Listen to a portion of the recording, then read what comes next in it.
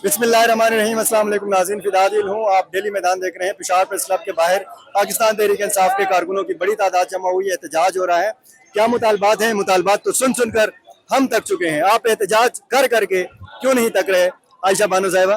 देखिए, हमारे मुतालबात और हमारे जो प्रोटेस्ट है वो हक पे हैं, वो कानून के मुताबिक हैं, हक पे हैं। हम क्या बातें करते हैं? हमने तो कभी ये नहीं कहा कि हमें कोई गाड़ी चाहिए, कोई मोबाइल चाहिए। हम क्या बात करते हैं? हम यही बात करते हैं कि वो कवानीन, वो कॉन्स्टिट्यूशन, वो चीज़ें लेकर आएँ जो कि आपकी ह्यूमन राइट्स के साथ अलाइंड हो। देखिए, पूरी दुनिया में आईनी तरमीम होती है, कोई ऐसी नई बात नहीं है, लेकिन ये जिस तरीके से और जितनी जल्दबाजी में ये आईनी तरमीम आई है हुकूमत की तरफ से और हैंडलर की तरफ से, तो इसमें तो मेरे ख्याल से एक अंधे को भी समझ आता है कि मेलाफाइडी है, कि किस किस्म की इंटेंशंस और किस किस्म की नियतों के साथ ये हो रहे। आप मुझे बताएं, इंडिया हमारे साथ आज़ाद हुआ है, क्या उन्होंने सेपरेट कॉन्स्टिट्यूशनल कोर्ट्स बनाए हैं? नहीं बनाए। हमारा और उनका सिस्टम बहुत मिलता जुलता है। तो बात यह है कि आप 63A अमेंडमेंट उसको खत्म करके आप क्या हॉर्स ट्रेडिंग, फ्लोर क्रॉसिंग, नोटाक्रेसी, इस चीजों को लाना चाहते हैं? तो हम लोग अगर निकलें तो हम क्यों ना निकलें? ये पाकिस्तान की आवाम निकली है, क्योंकि ये पीटीआई नहीं है, क्योंकि ये अब जो अमेंडमेंट्स आने वाले हैं उसमें पीटीआई सिर्फ टारगेट नहीं होगी, पाकिस्तान की आवाम टारगेट होगी।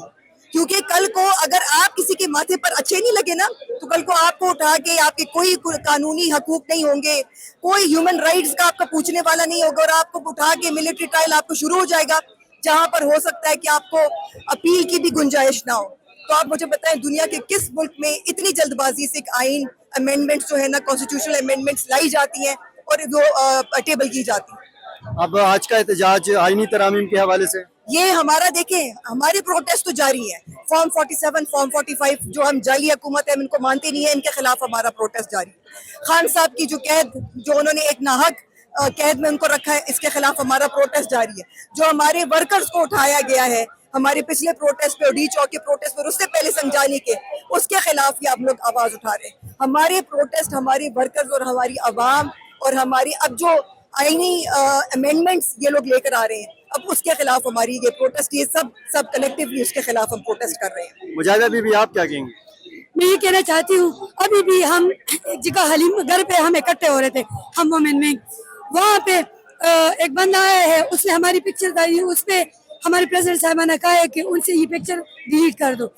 वहाँ पे हमारी एक फीमेल गई है डिलीट करने, वो इतना डीट हो गया, कहता है कि मेरे उसमें, दूसरे बंदे ने कहा ये फौजी है और ये सिविल कपड़ों में है।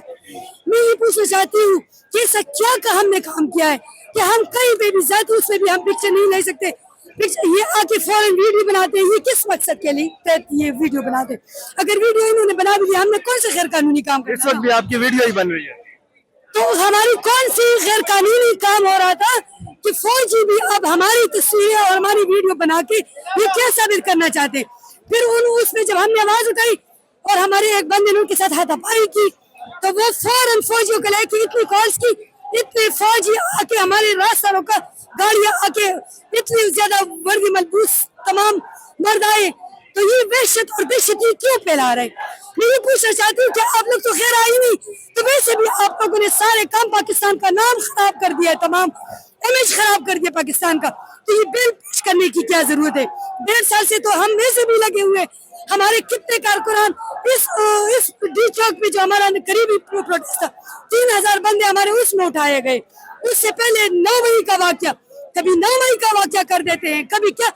और इलेक्शन कमीशन तो इस तरह फरीक बना हुआ है कि उनके ऊपर तो आर्टिकल 6 लगने चाहिए। एक चीफ जस्टिस इस तरह डीड बन के कि अपनी उम्र को भी नहीं देखता, और वो मजीद एक्सटेंशन पे एक्सटेंशन मांग रहे, तो इनको कहते हैं खुददारा, आपके आगे हाथ जोड़ते हैं, हम पे रहम कर, क्योंकि ऐसा ना हो कि ये लोग श्रीलंकन वाले लोग बन जाए और आप लोगों के घर में जीना महाल हो जाए, और ये जंगल का कानून वाकई राइज हो जाए।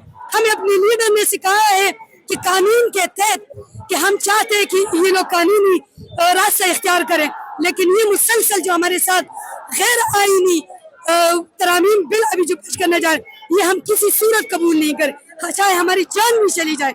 हम इमरान खान को इंशाल्लाह रिहा करवा के छोड़ेंगे, क्योंकि वो ऐसा लीडर है जो आपके अक़वाम मुत्तहिदा के फ्लोर पे आवाज उठाने वाले यहूदियों को उनसे डरे, اور کسی سے ڈر نہیں ہے کہ اگر وہ آتا ہے تو آپ کے حقوق کی پاسداری ہو سکتی ہے، ورنہ آپ لوگ روز بروز زمین میں دستے جاتے ہو. یہ سارے لوگ جو ہے نا یہ بک چکے ہیں، یہ امریکہ کے غلام ہے.